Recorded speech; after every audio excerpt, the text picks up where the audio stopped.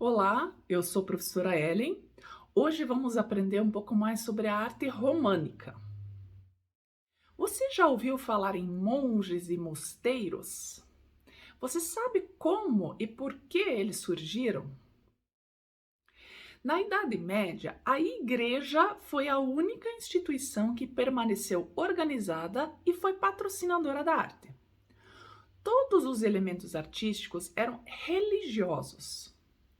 A igreja pregava o teocentrismo, onde Deus é o centro do universo e a medida de todas as coisas. A igreja também era o órgão que ditava as normas de vida, cobrava dízimo e administrava terras. Nesse período, a religião cristã era a religião oficial e o paganismo era proibido. Então, muitas pessoas entraram no cristianismo sem se converter, com medo de serem perseguidos, e trouxeram alguns costumes pagãos para dentro da igreja. A igreja foi contaminada. Então surgiu o movimento monástico para aqueles que se escandalizaram com isso e queriam viver separado de tudo. Os monges passaram a viver fora das cidades e em desertos. Eles eram estudiosos que faziam os manuscritos sobre pergaminho e com eles surgiu o livro e a arte com iluminuras. Dos mosteiros também surgiram as universidades e as santas casas, pois os monges ajudavam as pessoas carentes e que por fim enriqueceram devido às muitas doações que recebiam. A arquitetura. No século X, haviam dois exemplos arquitetônicos, o castelo e a igreja. Os castelos eram fortificados com muralhas que serviam para defender os territórios contra os invasores. As igrejas, que inicialmente seguiam o modelo da basílica e tinham o teto de madeira, eram facilmente consumidos pelos incêndios. Por isso, muitas igrejas não sobreviveram até o século X. Porém, nessa época, a igreja estava em expansão, se espalhando por toda a Europa para cristianizar a população e os bárbaros. Então, eles retomaram o modelo romano e voltaram a utilizar a pedra nas construções. Assim, retornou a utilização do arco e da abóbada romana. Para sustentar o peso, as paredes tinham que ser mais grossas e fortes e não podiam ter tantas janelas. As igrejas passam a ficar mais escuras, com janelas pequenas.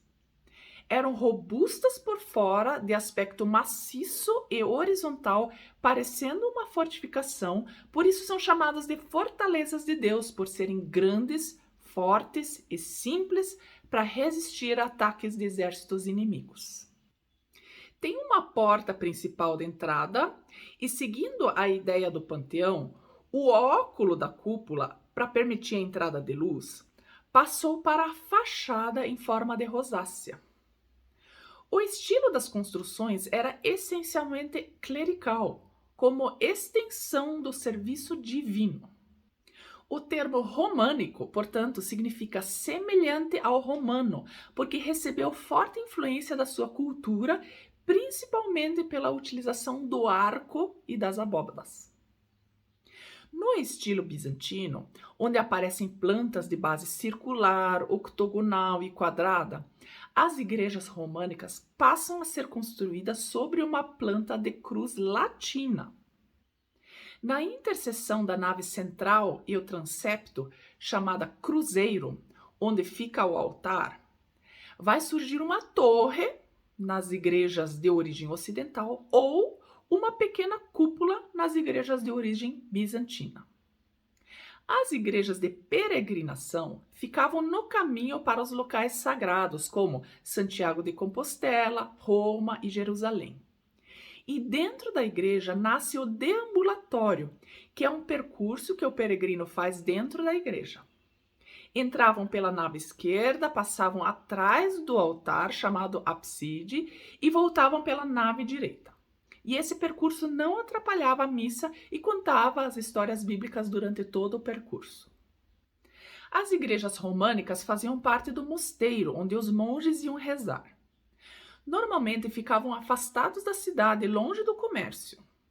Estavam vinculados ao clero regular, que são aqueles que se negam a viver num mundo profano e que vão para os mosteiros, fazem juramento de pobreza, de trabalho e de castidade. Escultura e pintura. Na arte românica, predomina a arquitetura religiosa. A escultura e a pintura são vinculadas à arquitetura e estão presentes principalmente dentro da igreja. As portas das igrejas também eram altamente decoradas. Nos tímpanos, que são semicírculos sobre a porta, haviam muitas esculturas em relevo, embutidas na arquitetura. As esculturas eram achatadas, deformadas, simbólicas e antinaturalistas. A intenção é que as figuras não se parecessem com os humanos. Comumente é representado o Pantocrator na figura de Cristo e a representação simbólica dos 4 evangelistas: o anjo de São Mateus, o leão de São Marcos, o touro de São Lucas e a águia de São João. A arte serve para ensinar as pessoas, através da Bíblia de pedra, sobre a vida de Cristo. Mas também servia para amedrontar as pessoas. A igreja usa o medo para agarrar as pessoas com a ideia do pecado, do sofrimento, da figura do diabo, do purgatório, dos horrores do inferno e coisas ruins que podem lhe acontecer. Na pintura, apresenta-se o ângulo de melhor visibilidade, de forma bidimensional. As pinturas são simbólicas, com figuras deformadas e místicas, sem proporções reais. Usavam cores chapadas. O afresco, que é a tinta que adere ao reboco ainda fresco, faz com que a pintura não se deteriorasse com o tempo. As iluminuras são textos sagrados reescritos em pele de animal. Era a ilustração da passagem da Bíblia com a primeira letra toda trabalhada. Recapitulando. A arte românica se destaca na arquitetura, onde se recuperaram os arcos e as abóbadas romanas para suportar o teto de pedra. Daí o termo românico, que significa semelhante ao romano. Com o peso das abóbadas, as paredes ficaram mais grossas e não podia mais ter muitas aberturas para janelas, então eram escuras por dentro. As igrejas eram fortalezas de Deus construídas sobre base de cruz latina, com uma torre ou uma cúpula no cruzamento das naves, onde ficava o altar no interior. Foi criado o deambulatório para fazer o percurso dentro da igreja, observando as histórias bíblicas através das imagens nas paredes. As figuras eram simbólicas e sem naturalismo, com cores chapadas e pinturas em afresco. Nesse período, os monges copiavam trechos da Bíblia e poemas e ilustravam a primeira letra capital com o respectivo conteúdo.